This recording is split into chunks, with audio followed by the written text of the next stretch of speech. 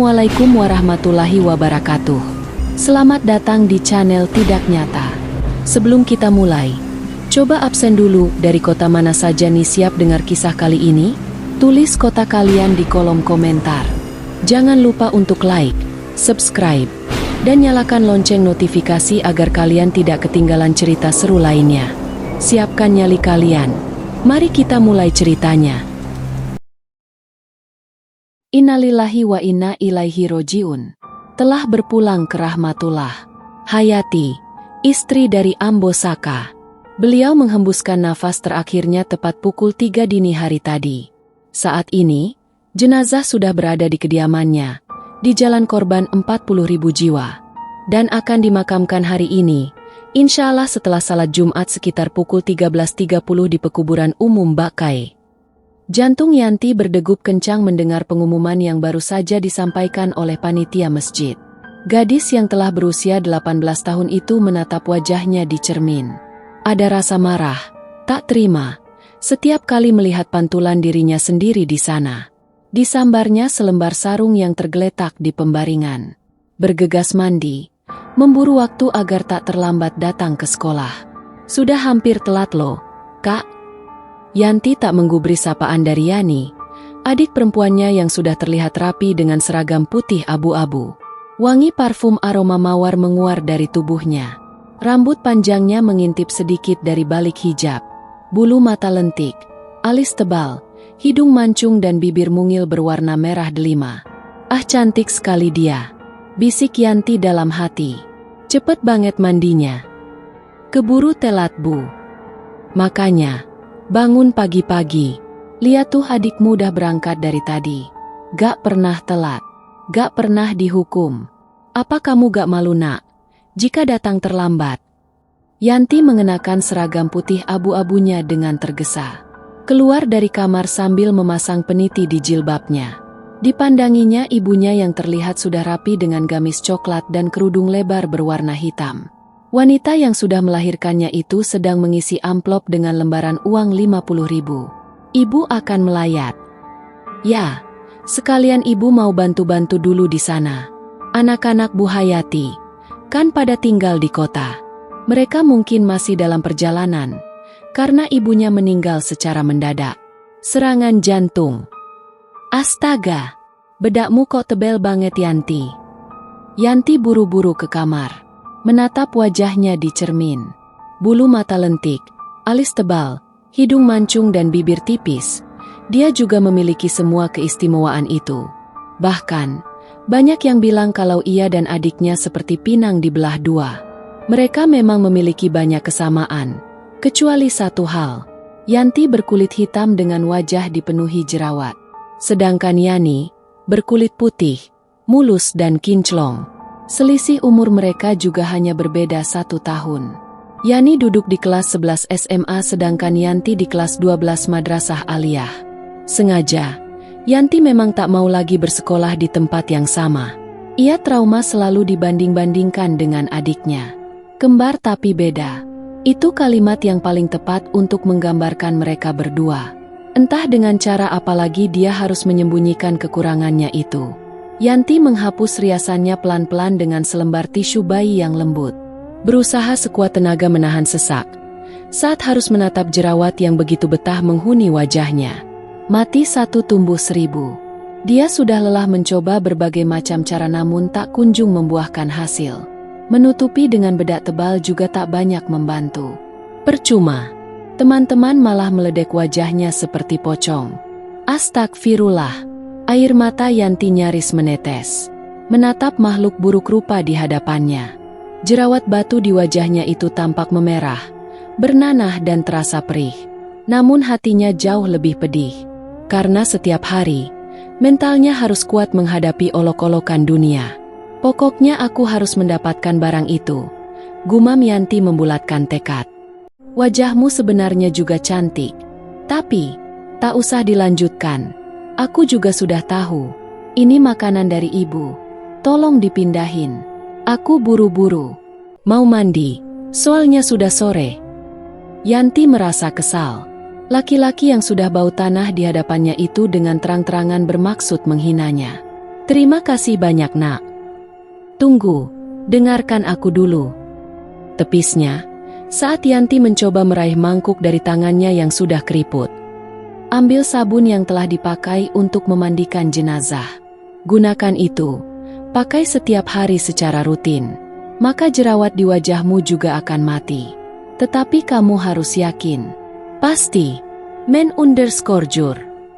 Laki-laki itu berbicara dengan penuh penekanan meski dengan suara yang sedikit bergetar. Tatapannya tak lepas memandang Yanti, seolah prihatin melihat wajah rusak anak perawan di hadapannya. Yanti melongo. Tak menyangka dirinya akan mendapatkan resep semengerikan itu dari Valipui. Laki-laki tua bangka yang merupakan tetangga 5 langkah dari rumahnya itu memang terkenal sebagai dukun sakti. Aku tak punya uang untuk membayarmu, Kek. Jadi jangan memberi saran tanpa ku minta. Maaf. Yanti segera mengambil mangkuk dan meletakkannya di atas nampan, berniat akan segera pergi. Dia tak suka aroma-aroma di dalam rumah itu. Pengap dan juga gelap.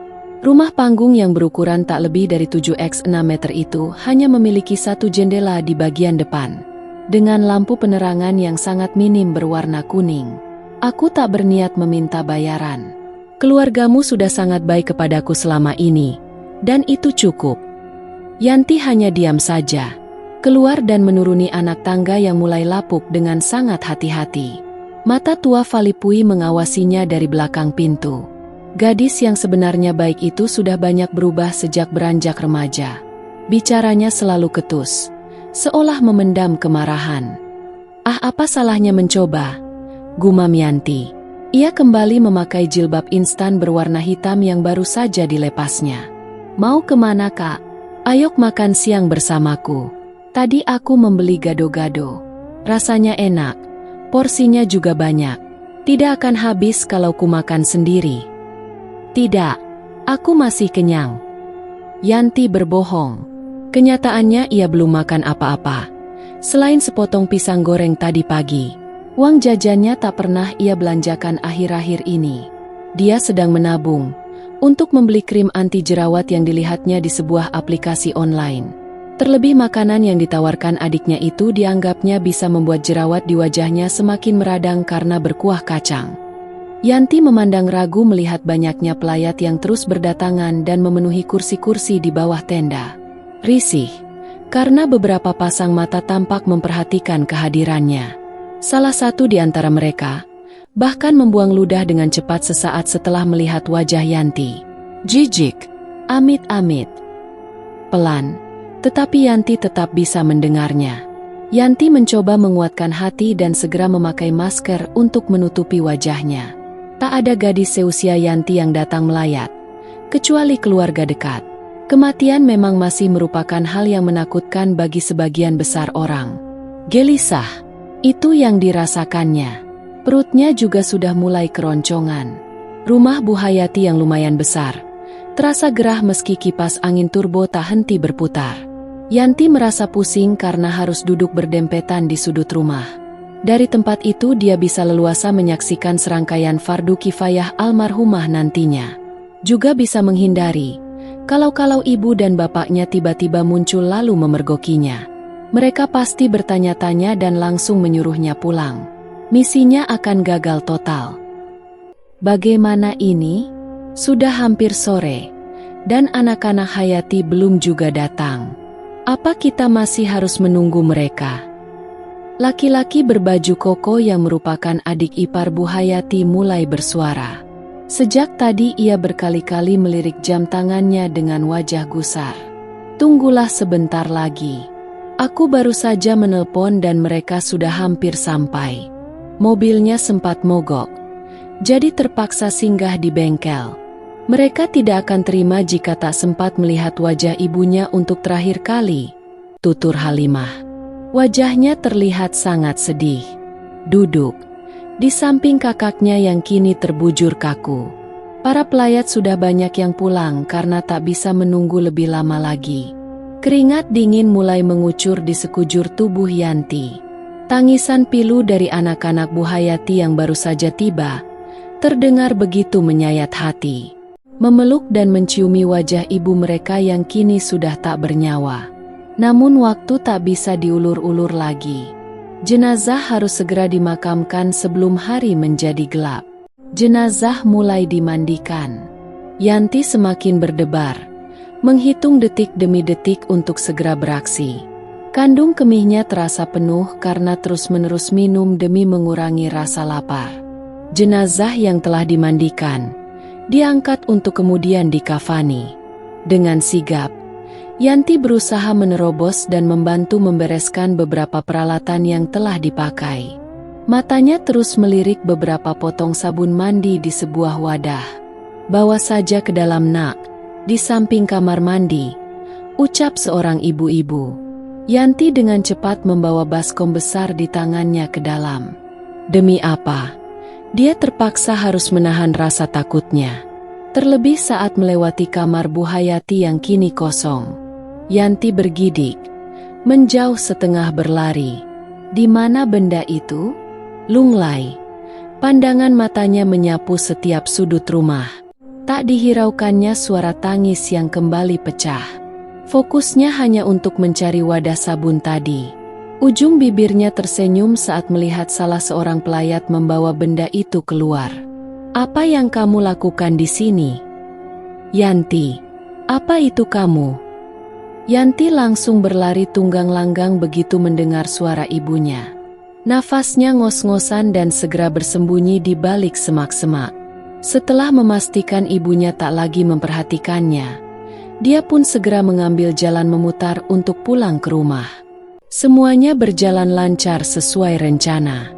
Di dalam kamar mandi, Yanti membilas potongan-potongan sabun itu dengan air mengalir hingga bersih, untuk kemudian segera membersihkan tubuhnya sendiri. Bismillah, sabun bekas jenazah itu ia pakai di wajahnya. Didiamkannya beberapa menit agar meresap.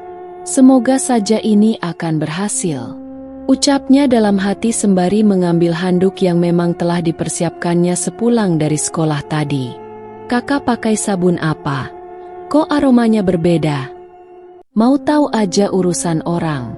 Kamu sudah masak, belum?" Yanti membuka tudung saji.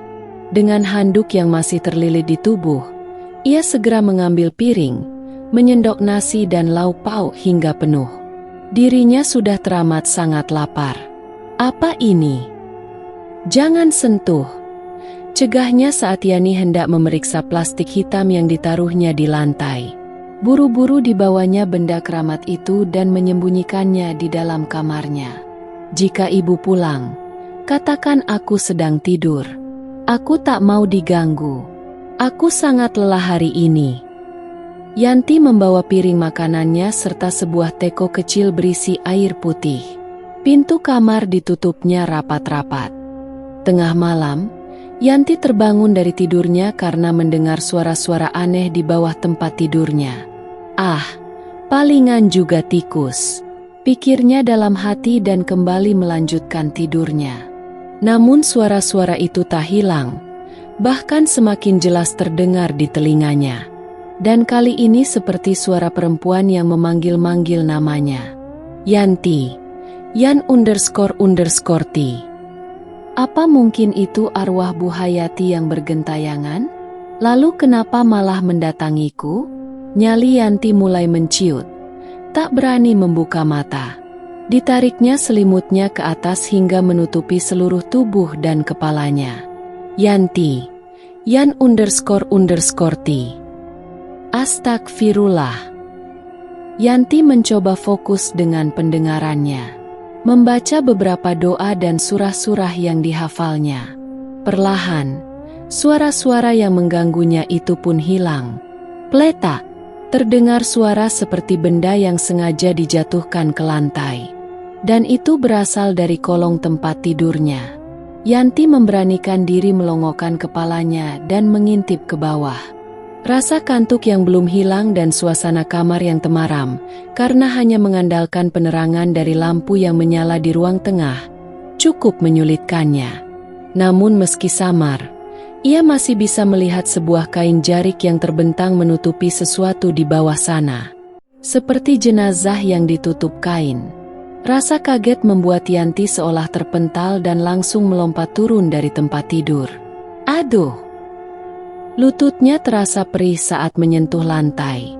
Yanti berjalan merangkak dan berpegangan ke tiang untuk menggapai sakelar di pojok kamar. Ceklek! Kamarnya berubah terang benderang. Sambil menahan nafas, ia membungkuk. Sebelah tangannya menyingkirkan rumbai spray. Tapi tidak ada apa-apa di sana. Kain jarik yang dilihatnya beberapa saat lalu sudah menghilang. Kresek hitam yang diletakkannya di pojok juga tetap berada di tempat. Hanya saja, potongan-potongan sabun di dalamnya terburai keluar. Tergeletak di lantai papan yang agak berdebu. Aneh, mungkinkah perbuatan hewan pengerat berkaki 4? Tak mau terlalu banyak berpikir, Yanti segera keluar dari kamar. Memastikan semua penghuni rumah tak ada yang terjaga, ia berjalan ke dapur dengan mengendap-endap. Di malam hari, langkah kaki bisa terdengar jelas saat memijak lantai rumah panggung. Berderit, karena beberapa paku yang mungkin mulai goyah.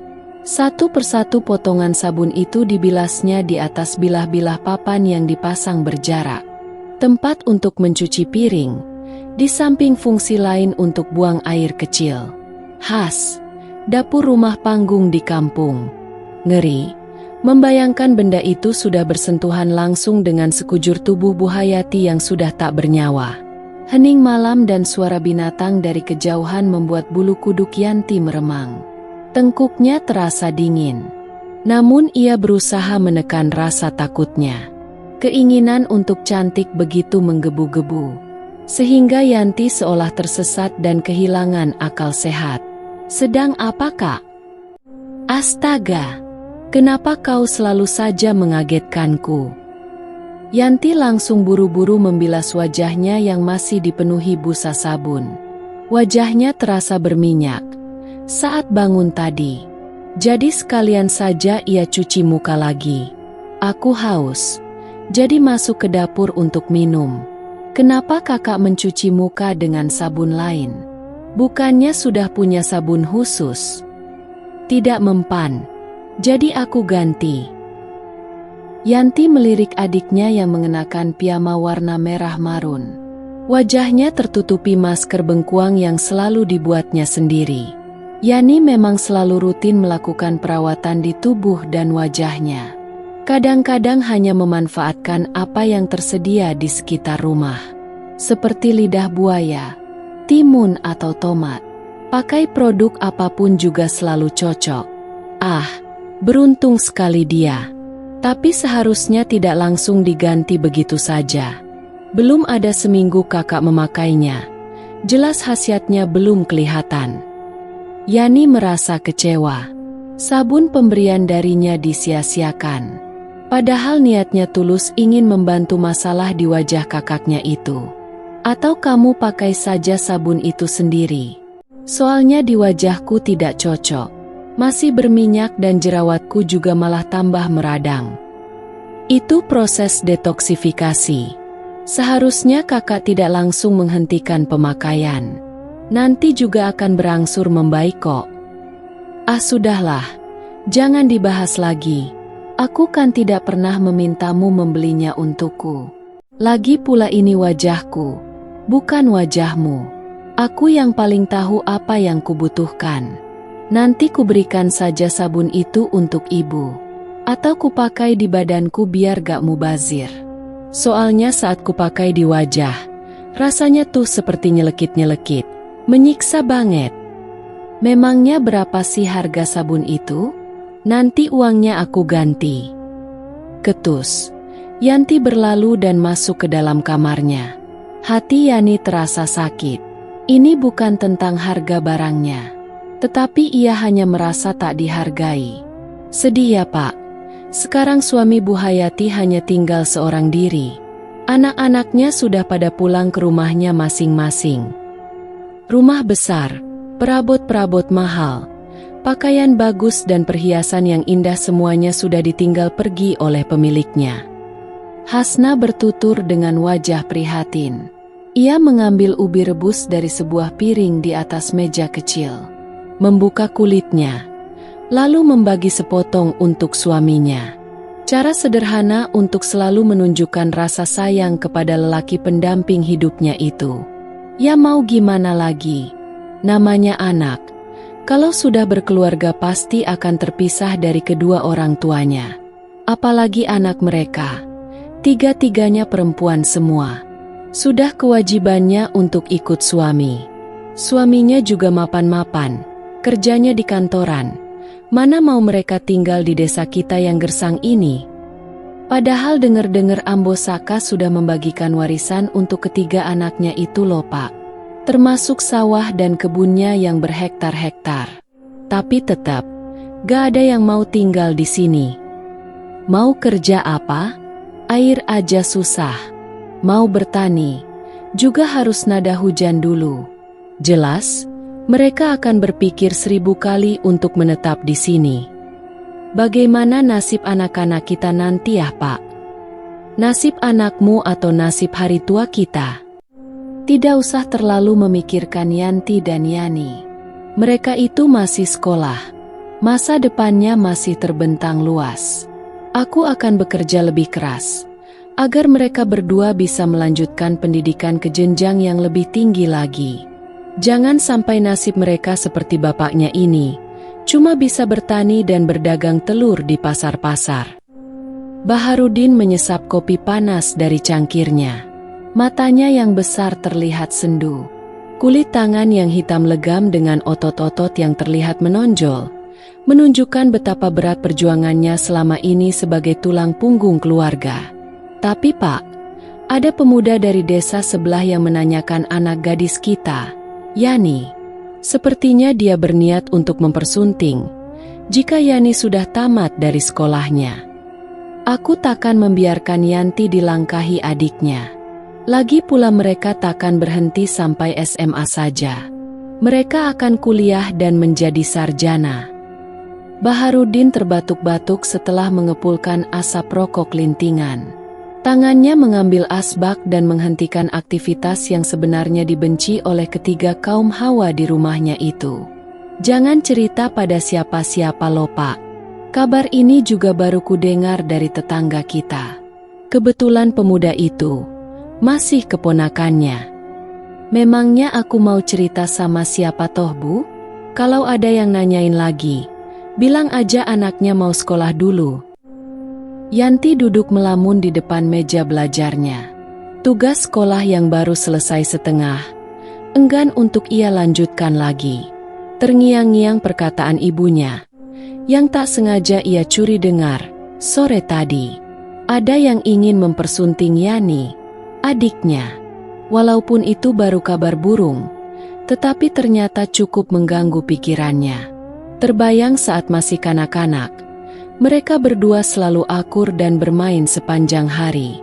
Entah itu bermain boneka atau masak-masak. Kadang-kadang mereka ikut bapak ke sawah, menangkap berudu atau mengepang rambut jagung di musim panen. Pulangnya, mereka akan secara bergantian digendong di atas pundak bapak. Kenangan masa kecil yang teramat manis. Yanti sangat menyayangi adiknya. Sebaliknya Yani pun begitu mencintai kakaknya. Kala itu Yanti selalu merasa bahagia. Setiap orang yang bertemu akan mengeluarkan kata-kata pujian untuk mereka berdua. Masya Allah, cantik sekali putri kembarmu ini, Hasnah. Mereka bukanlah anak kembar. Usianya beda setahun. Kemana-mana, Yanti dan Yani memang memakai pakaian yang sama. Aksesoris dan alas kaki pun selalu sama. Sehingga siapapun yang melihat, pasti akan langsung mengira kalau mereka saudara kembar. Seiring waktu berjalan, dan kini keduanya sudah menginjak usia remaja, kedekatan mereka perlahan terurai. Yanti mulai terusik saat menyadari dirinya berbeda. Ia merasa kalah dari adiknya, dan hal itu memantik cemburu di dalam hatinya. Yanti, bawa ini ke rumah Valipui. Semangkuk palu butung yang masih mengepul, Hasna letakkan di sebuah nampan plastik berbentuk bundar. Yanti mendekat, memindahkan bubur berbahan dasar pisang kepok itu ke rantang. Mangkuk tadi, ia letakkan di atas piring-piring kotor yang sedang dicuci oleh Yani. Ini lebih mudah dibawa, bisa ditenteng. Tangga rumah kakek itu sudah rapuh. Aku takut jatuh, Bu. Kalau begitu berhati-hatilah dan segera pulang. Vali Pui terkekeh. Matanya tak lepas memandang wajah Yanti yang sudah banyak berubah. Sangat berbeda ketika gadis itu membawakannya barobo 14 hari yang lalu. Tidak lama lagi, kamu pasti akan semakin cantik. Bahkan bisa jauh lebih cantik dari adikmu itu. Lagi, dia terkekeh, memperlihatkan barisan giginya yang menghitam. Bau daun sirih begitu menyengat keluar dari mulutnya. Sementara Yanti hanya memilih diam kali ini. Terus pakai sabun jenazah itu di wajahmu, Yanti. Yanti kaget. Bagaimana kakek bisa tahu?